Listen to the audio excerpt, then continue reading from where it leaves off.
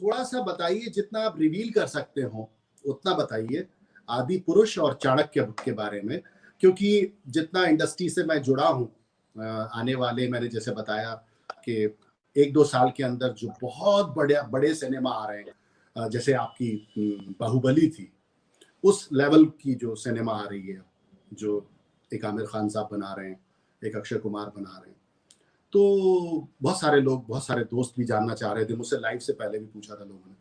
तो आदि पुरुष, और मैंने ये हम, अब दिक्कत ये आपके साथ बात करने के लिए कि बहुत सारी बातें तो हम ऑफ कैमरा कर चुके हैं, ऑफ कैमरा कर चुके होते हैं। तो वो मैं चाहता हूँ वो बात जो सिर्फ मैंने सुनी है या बहुत हमारे आपके फ्रेंड सर्कल की बातें हैं, कि वो जो लफ्जों का इंतखाब है उसमें, संवाद लेखन में, वो जो शब्दों का चयन है आदि पुरुष में, उसके बारे में मैं जानना चाहता हूँ अपने शो के दर्शकों के लिए, आपके चाहने वालों के लिए। वो बड़ा यूनिक है, और बताने को मैं भी बता सकता हूँ कि वो किस तरह का काम है और वो कितना मतलब एकेडमिक सा काम है, लेकिन मैं चाहता हूँ उसे मनोज मुंतशिर बताएं, वो कलम बताएं जो कलम ऑलरेडी उसको लिख चुका है। ये जो 2 फिल्में जिनका आपने जिक्र किया, ये मेरी जिंदगी में तो खैर इंपॉर्टेंट नहीं है, लेकिन मैं समझता हूँ कि सिनेमा का जो दौर है पूरा, और इब्तदाई दौर से लेकर आज तक अगर आप देखें, तो ये दोनों फिल्में इट्स हाई टाइम की ऐसी पिक्चरें बननी चाहिए और दुनिया को पता लगना चाहिए कि हम कितना महान राष्ट्र हैं। हम जब भी हिंदुस्तान की बात करते हैं ना, तो अक्सर ऐसा होता है, और ये सिंड्रोम हम सब के अंदर है, ये हमें एक्नॉलेज करना चाहिए, ताकि हम जब बीमारी समझेंगे तो इलाज शुरू करेंगे। और वो बीमारी ये है कि the grass is greener on the other side. हमें हमेशा दूसरों की थाली में जो चीजें रखी हुई हैं बहुत अच्छी लगती हैं। अभी कुछ दिनों पहले मैं देख रहा था, जब अमेरिका में इलेक्शंस चल रहे थे, और मैं बताऊंगा आपसे कि मैं ये जिक्र आपसे क्यों कर रहा हूं और क्यों ये बात जरूरी है कि आज चाणक्य और आदि पुरुष जैसी फिल्में बने।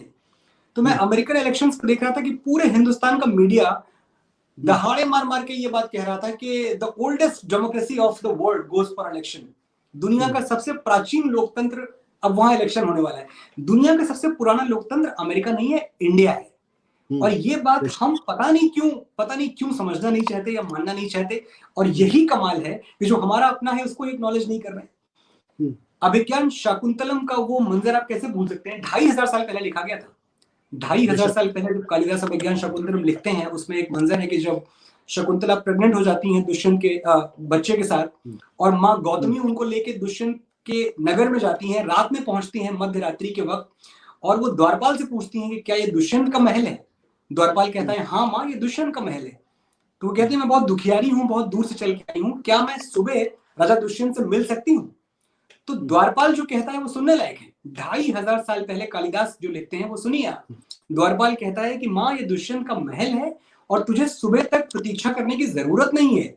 ये सामने महल का द्वार है, महल के द्वार पे घंटा लटका हुआ है, घंटे से एक रस्सी बंधी हुई है, ये रस्सी खींचो, घंटा बजेगा, आधी नींद में सोता हुआ दुष्यंत उठ के तुम्हारी फरियाद सुनने आएगा, तुम्हारी याचना सुनने आएगा, क्योंकि ये लोकतंत्र है। 2500 साल पहले लोकतंत्र की जो पहली परिभाषा है वो हमने दी थी, और हमें बताया जाता है कि लोकतंत्र कहीं और है। वैसे ही तमाम ग्लोरीफाइड चीजें हैं इंडिया की जिनको हम भूल चुके हैं, बहुत कन्वीनियंटली भूल चुके हैं। आज जब मैं आदि पुरुष लिख रहा हूं, जब मैं राम के कैरेक्टर को और रामायण की उस अमर कहानी को, जिसको हम सदियों सदियों सुनते आए हैं और गुनते आए हैं, उस कहानी को आज के बच्चों के साथ जोड़ना, उनको उन तक पहुंचाना बहुत जरूरी है। इत्तेफाक है, मेरा बेटा 10 साल का है और एक राइटर का बेटा है, हमारे घर में पढ़ने लिखने का माहौल है, बावजूद इसके अभी कुछ बरस पहले तक उसको राम के बारे में पता नहीं था ज्यादा। फिर मैंने उसको बताना शुरू किया। स्कूल्स में पढ़ाते नहीं है, बाकी कोई ऐसा माहौल है नहीं जहां उसको बताया जाए कि राम कौन थे, कृष्ण कौन थे, हमारी हिस्ट्री क्या थी, विक्रमादित्य कौन थे। तो जाहिर सी बात है कि ये सिनेमा को जिम्मेदारी अपने कंधों पे लेनी पड़ेगी। और मैं बहुत खुशकिस्मत हूं कि जब सिनेमा एक ऐसे मोड़ पे आके खड़ा हुआ कि श्री राम की कहानी जो सदियों में हर सदी में एक बार दोहराई जाती है, वो इस बार दोहराई गई, तो वो कलम मेरे हाथ में दे दी गई। तो मैं बड़ा खुशकिस्मत हूँ। क्या बात है। आदि पुरुष है, चाणक्य इसलिए जरूरी है कि हम एक बार ये जाने कि जो राष्ट्र की अवधारणा है, आज हम हिंदुस्तान को, भारत को राष्ट्र कहते हैं, एक देश है। देश और राष्ट्र की अवधारणा ही हमारे ही एक प्रकांड विद्वान की दी हुई है।